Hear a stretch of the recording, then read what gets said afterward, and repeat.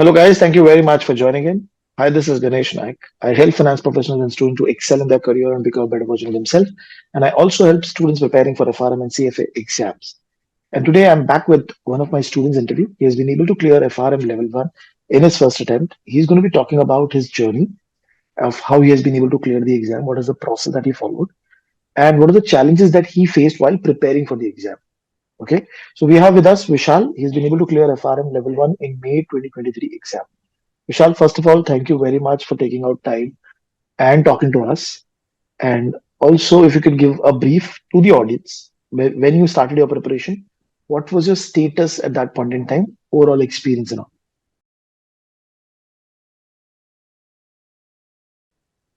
Yeah, thank you so much for inviting, sir. Thank you so much. So to begin, right, I kind of completed my CFL level 2 Mhm. in August last year, and as soon as got as I got my result, I knew that I had some 6-8 months in my hand because my CFL level 3 would be in August in 2023. So I decided to kind of take up FRM level 1 as well because it will help me to kind of get into that same mode. And I just had to kind of recalibrate a few things here and out. Right. So when I started off, I actually have been working since last 15 years now, and Hmm. it was a switch for me from I was back in India in 2022, and I kind of moved here to Singapore in 2022 itself, and after that, I kind of realized that out here, what we do in India, I work for a wholesale bank. So what we do out there in India versus what we do out here is very different, and we have to kind of get more aligned to the business side of things. So for Okay. me, I had taken a break in CFA, and then kind of I started off my CFA again, and I thought that I'll also kind of give FRM as well because I wanted to kind of complete these two altogether.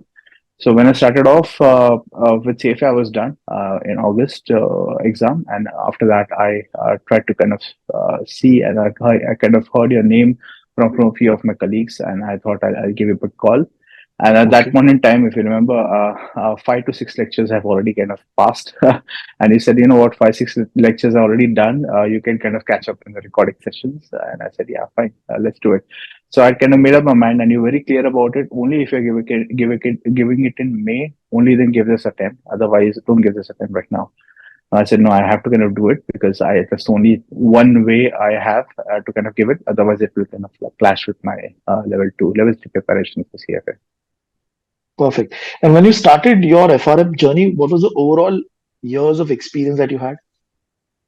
I had 15 years of experience. I have been working in a wholesale bank. I was more in the collateral management space, and I'm still am. I was asked to kind of take up a leadership position out here in Singapore, and I knew that I know a lot of things from collateral management perspective, but from risk management perspective, it becomes very imperative of me to kind of know a lot of things as well, because from business standpoint, I would need to kind of understand how things work and how the internal plumbing works in an investment bank. Okay. Perfect. Perfect. So now, when you started your journey when in October or November, if I'm not wrong. So, how much time you were able to give from the start to prepare for FRM on a daily basis?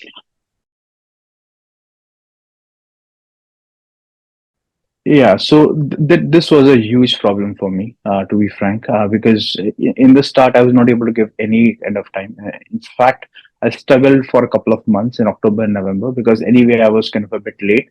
But then I kind of made up my mind. I kind of blocked 1 hour a day for the FRM. You had your lectures in the weekend, but I had a few commitments on the weekend, so I couldn't kind of attend the live lectures. But what I did was that I kind of used the recorded videos. Any lecture which was done on Saturday and Sunday, I used to ensure that I have to complete that part over the weekdays, over the next 5 days. So I used to kind of block 7 to 8 in the morning every day, Okay. and I used to kind of listen to your lectures at 1.5 speed so that I can kind of finish it off in time as such. And the best part is, I just listened to your lectures. I made my own notes, okay, and I listen to your cues when you're taking the lectures. Like, for example, when you said that "sabka dhyan" is when I knew that this is an important concept. Then I have to kind of take a note of it. Okay. Okay. So I used to kind of make notes around that, and I understood that these are the major concepts that you have to look out for. And that's how I strategically built a plan and ensured that 5 hours on the weekdays and for a couple of hours on the weekends as well. So that used to be 9 to 10 hours a week that I kind of gave to FRM level one. Okay. When you started your preparation, any particular book that you felt was tricky for you? I think book number four was new to me. Okay, so I knew that there are a few things which are absolutely new because this is not I have kind of what I have studied. Stats I knew a bit of it, but the probability part of it was a bit tricky because I knew that I struggled since my initial days in probability. So I knew that was my weak point. I understood that these are what are my strengths and what are my weaknesses. I knew Okay. I had to be more practical about it. So I kind of, in my mind, I was very sure that I don't need a one quartile. I need to be average, and if I beat the average, I should be good. Perfect. And then on an average, we're giving 1 hour per day, and on weekends, you were giving more number of hours to prepare for the exam, right? So in that entire process, what are the major challenges that you faced? One was the time management. Apart from that, in the entire journey.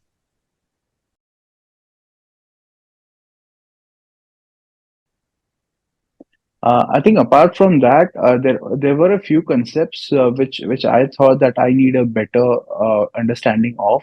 So I kind of depended more on your videos and notes on it. And even if I didn't understand, small nuances about it, so I used to kind of read up on Google and understand how things work. From me, from my perspective, who are working, they need a more of a practical thing.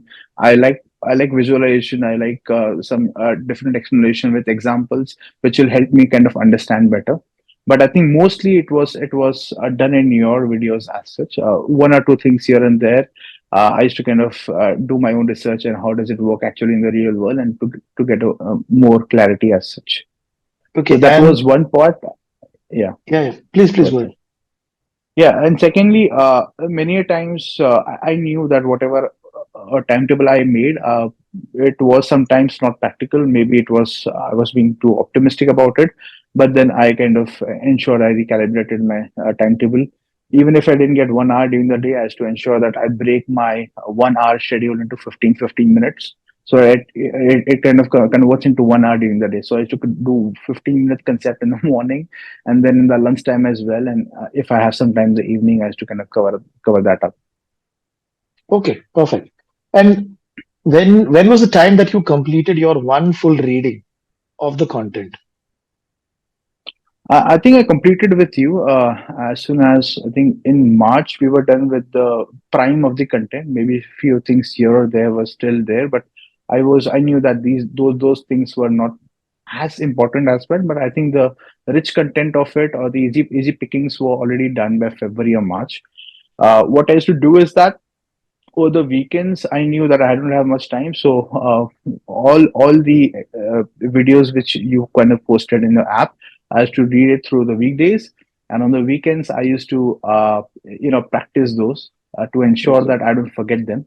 Okay, and even revise the previous ones as well, because I knew it is a continuous process. If I kind of forget, then I don't have time at the end to kind of go back to these concepts. Okay, perfect. And then with respect to chapter-wise questions, were you able to complete all the individual chapter-wise questions before you went to the exam? Uh, Before I went to the exam, I ensured that whenever I complete a chapter with you, I used to do the end of chapter questions for the from the Garth book as well and from the Schweizer book as well. So as to ensure that Okay. I have this practice of doing the sums or doing the questionnaire, which would and even the examples which are there in between. So as to ensure that I have that understanding, only then it will kind of register in my mind. So that's what I kind of followed. But the chapter-wise question which we had provided, did you get time to solve all of them? No, not all of them. I kind of started a bit late on the question answer part. I started, my exam was on 8th of May, so I practically started on 10th of April or something, where I started to kind of give in some time to the question answer thing. I found the Okay. sectional test very, I kind of gave a few of them, and I kind of knew where I stand as such. But again, there was a time in between which in the last week of April, which I couldn't kind of prepare at all because of the Okay. office work. But again, I kind of ensure that I don't kind of lose that focus, and I kind of spring again to ensure that all my this thing is in line. And you got 2 weeks holiday before the exam, by any chance? No, no, I just got 3 days holiday. Okay. 3 days holiday. I had my exam on Monday, so I just had a holiday on Thursday and Friday. And Saturday, Sunday was the weekend off. So I just had 4 days, and in that 4 days, I went to the nearest library from morning 9 to evening 9 is to sit there and is to ensure that what I need to do. I knew on those 4 days what I need to do on those 4 days, so I kind of did that, and Okay. I ensure that all at the end of it, it is a nice grip on all the concepts that I have before I go to the exam. And mock papers. Did you solve any mock paper?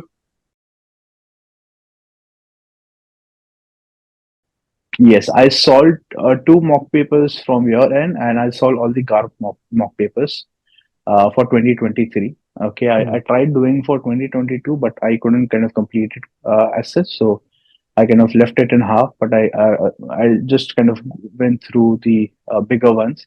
The mock scores in the initial start, I gave one mock paper in last, I think, the third week of April, first mock paper which I gave, and I did miserably in that. I was I was having a very bad marks in that, but then I knew, okay, this is where I'm kind of lacking, so I kind of ensure that you know I knew the concepts when the questions were thrown at me, but it's just that when you're kind of actually solving the question or something, there are very ambiguous solutions as well. So you have to be very sure that if one point is added or one point is removed, the actual answer actually changes. So I have to be Changes. very mindful of that. Yeah, and I Okay. ensure that the next few mock papers I kind of revise nicely and see what needs to be done.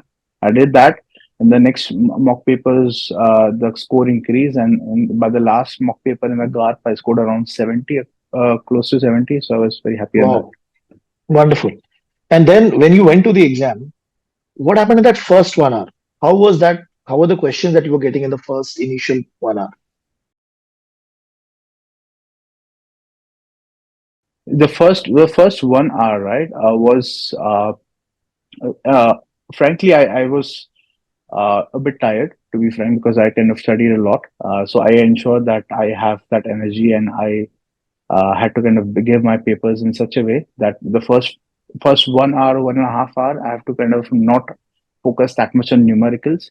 So I kind Hmm. of I did the theory questions first, okay, and I kind of Okay. marked all the numericals because I knew that the numericals will help me to kind of I can do that maybe 1.5 hour from now, because in the start if I'm stuck at something, I don't want the paper to go bad, because this happens with everyone, right? So I kind of ensure that I do the theory questions first, then I went Hmm. to the numericals. The numericals, I kind of were getting solved was easy, plug and play as to solve them.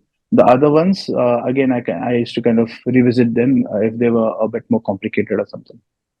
Okay. Okay. And how many theory and how many calculation overall bifurcation was there?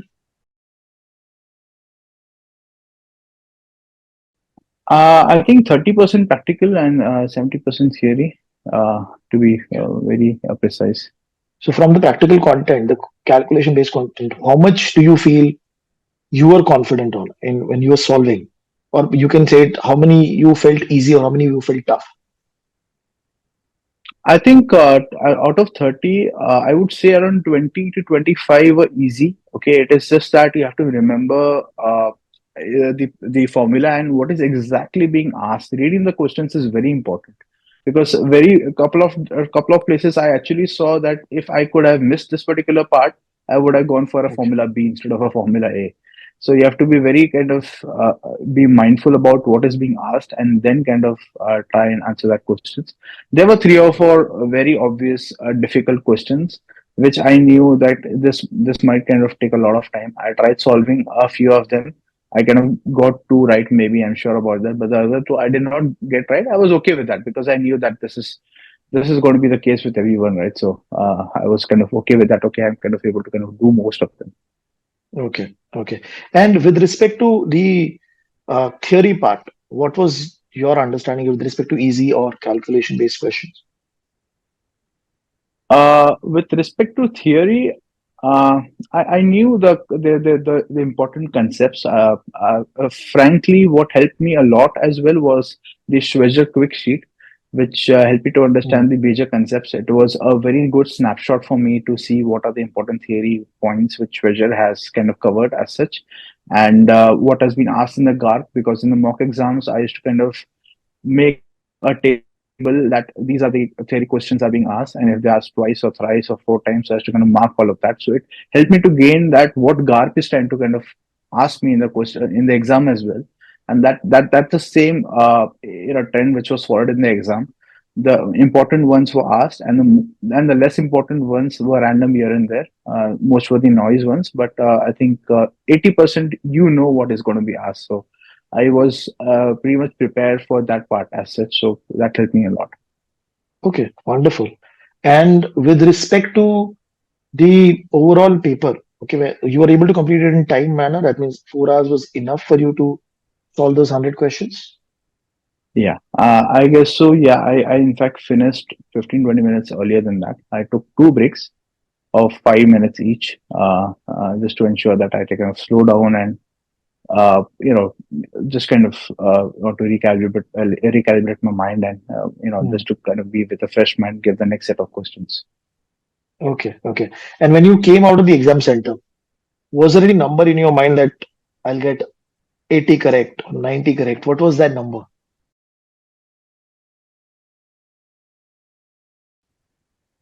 Uh, Frankly, I knew I had done well. Okay, I was happy with my performance because I knew the right answers. So your gut always tells you that this is your right answer which you have, and there may be situations or circumstances where you would know, okay, you have actually marked the answer right, but actually it was not right. It seemed to be right. It's not right. So I knew that there would be always possibility of such questions as well. uh, I kind of felt that I should be able to score at least 60, 65, at least on a very conservative side. Okay, And I think the conservative side came out. This is what it was. So yeah, okay. And what was the quartile that you have got now? I've got 2313. 2313. So book two and book four, slightly lower quartiles. So the way you said book four was new to you, that is also Yeah. reflected in the quartile. Now, obviously, if I know what has been the reaction of people around you when you have cleared, obviously, family, friend, and office colleagues, what has been the reaction?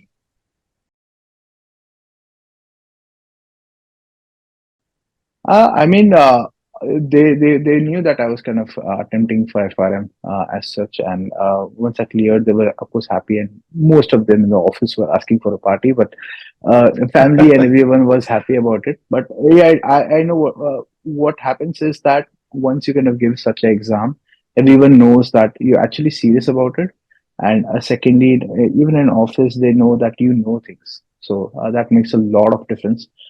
Even now, when I have a few emails or few questions coming in with respect to maybe basics of VAR or market risk, I know what they're talking about at least. So yeah, so that helps me a lot. So overall, in the international market, especially in Singapore, what uh, what do you see FRM helping candidates? How do FRM helps them in their career?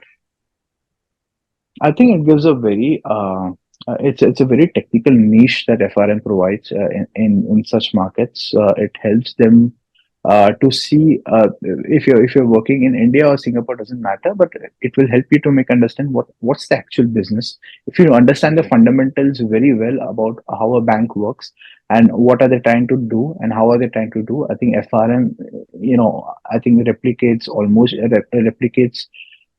every aspects of it. So yeah, so if anyone is doing FRM, they would know how exactly the internal workings and interplumbings of banks are, how things are being calculated, what is the balance sheet impact, and what are the internal intricacies and everything. So it becomes very clear, and you enjoy your job more, to be frank, because once you know that, then you feel then there's a different confidence of working as well.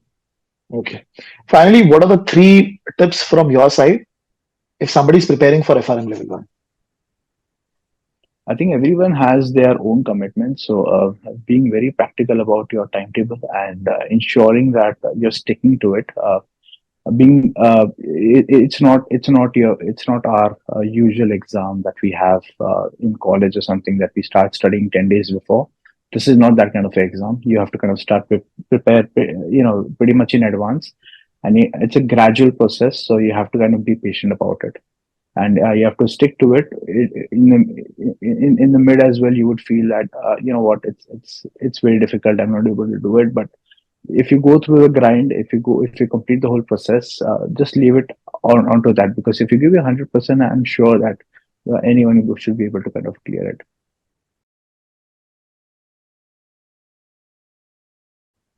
Okay, wonderful, wonderful, Vishal. I mean, thank you very much for taking out time and talking to us. This is going to be really helpful for people coming with the industry background to understand that they can also clear the FRM exam and the challenge that you face with respect to time. And still, you were able to clear the exam because of the consistency that you were able to maintain.